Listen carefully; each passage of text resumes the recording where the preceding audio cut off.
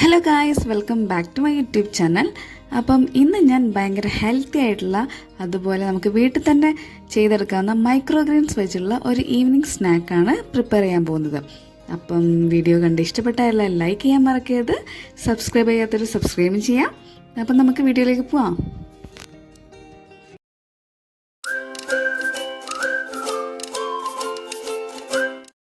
അപ്പോൾ ഞാൻ ഇൻട്രോയിൽ പറഞ്ഞ പോലെ എൻ്റെ കയ്യിൽ ചെറുപയറിൻ്റെ മൈക്രോഗ്രീനാണ് ഉള്ളത്. അപ്പം ഇതിൻ്റെ റൂട്ട് ഞാൻ എടുത്തിട്ടില്ല, സ്റ്റമ്മിൻ്റെ കുറച്ച് പകുതിയായിട്ട് കട്ട് ചെയ്തു. ഇനി നമുക്ക് ഇതിലേക്ക് ആവശ്യമായ ഐറ്റംസാണ്: ഒരു ഉള്ളി, 2 ഉരുളക്കിഴങ്ങ്. അപ്പോൾ ഉരുളക്കിഴങ്ങ് ഞാൻ വേവിച്ചിട്ട് എടുത്തു വെച്ചതാണ് ഇത്. അതുപോലെ ജിഞ്ചർ ഗാർലിക് പേസ്റ്റും വേണം.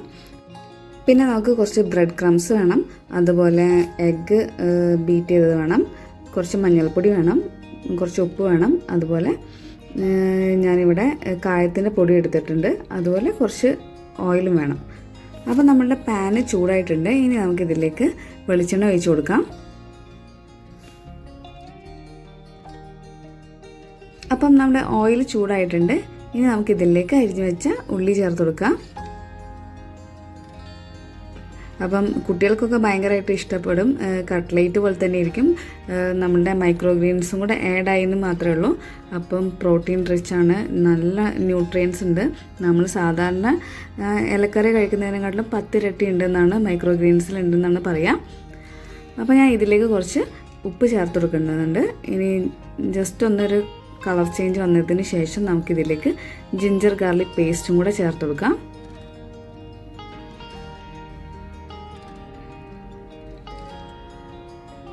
ഇനി നമുക്കിതിലേക്ക് നമ്മളുടെ മൈക്രോഗ്രീൻ ചേർത്ത് കൊടുക്കാം.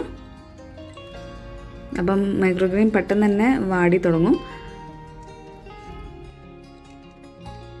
അപ്പം ഞാൻ പറഞ്ഞു വന്നത്, നമ്മൾ സാധാരണ ഇതുപോലത്തെ ഭക്ഷ്യവസ്തുക്കൾ, ചെറുപയർ, കടലയൊക്കെ കഴിക്കുന്നതിനേക്കാൾ ഇരട്ടിയിലധികം, അതുപോലെ 40 ഇരട്ടി എന്ന് പറയുന്നത് അവർ അത്രയും പോഷകങ്ങൾ അടങ്ങിയിട്ടുണ്ടെന്ന് പറഞ്ഞ് ഇതുപോലെ മൈക്രോഗ്രീൻസ് ആയിട്ട് കഴിക്കുമ്പോൾ.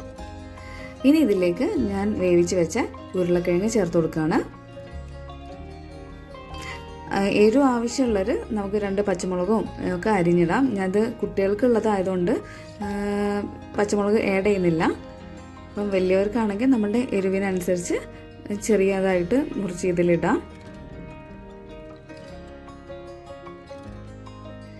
ഇനി ഞാൻ ഇതിലേക്ക് കുറച്ച് മഞ്ഞൾപ്പൊടിയും കായത്തിൻ്റെ പൊടിയും ചേർത്ത് കൊടുക്കുകയാണ്.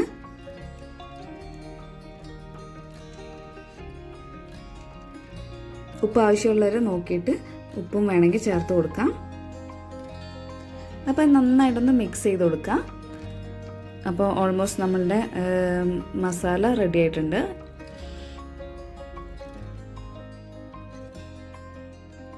ഇനി നമുക്ക് ഗ്യാസ് ഓഫ് ചെയ്തതിന് ശേഷം ഇതൊന്ന് കുറച്ച് സമയം ചൂടാറാൻ വെക്കാം.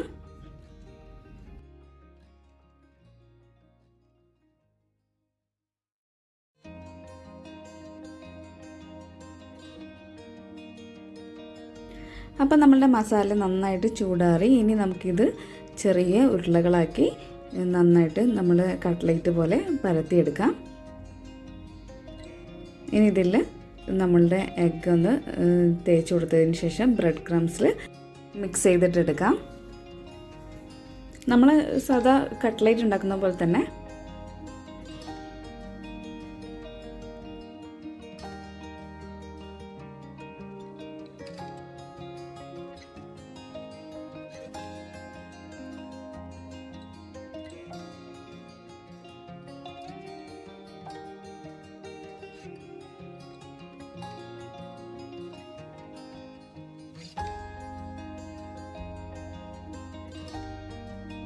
സോ നമ്മളുടെ മൈക്രോഗ്രീൻ കട്ട്ലേറ്റിനുള്ള മസാലയൊക്കെ റെഡി ആയിട്ടുണ്ട്. ഇനി നമുക്കിതൊന്ന് ഫ്രൈ ചെയ്തെടുക്കാം. ഒരു മിനിമൽ ഓയിൽ യൂസ് ചെയ്തിട്ട് നമുക്ക് ഫ്രൈ ചെയ്തെടുക്കാം. ജസ്റ്റ് ബ്രെഡ് ക്രംസ് മാത്രം ഒന്ന് കുക്കായി വന്നാൽ മതി. ഉള്ളിലൊക്കെ നമ്മൾ ഓൾറെഡി മസാല ഫ്രൈ ചെയ്തതുകൊണ്ട് ജസ്റ്റ് 4 എണ്ണം ഒന്ന് ഫ്രൈ ചെയ്തെടുക്കാം.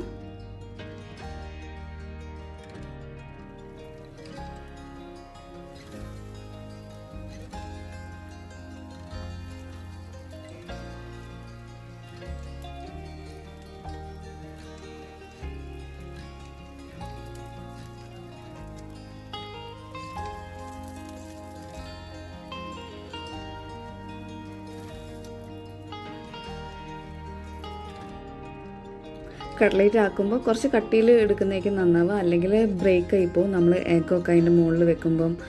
സോ കുറച്ച് കട്ടിയിലാകുമ്പോൾ നമുക്ക് സുഖമായിട്ട് തന്നെ മറിച്ചിടാനും ഒക്കെ പറ്റും. അപ്പം നമ്മളുടെ കട്ട്ലേറ്റ് ഓൾമോസ്റ്റ് റെഡി ആയിട്ടുണ്ട്. നല്ല ബ്രൗൺ കളർ രണ്ട് സൈഡിലും ആയിട്ടുണ്ട്.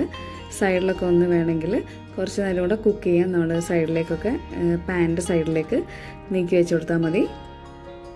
ഇനി നമുക്ക് നമ്മളുടെ കട്ട്ലേറ്റ് ഒരു സെർവിങ് പ്ലേറ്റിലേക്ക് മാറ്റാം.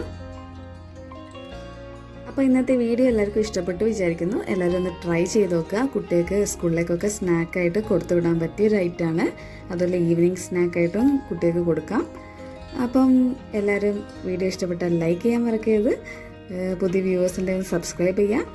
So see in the next video. By.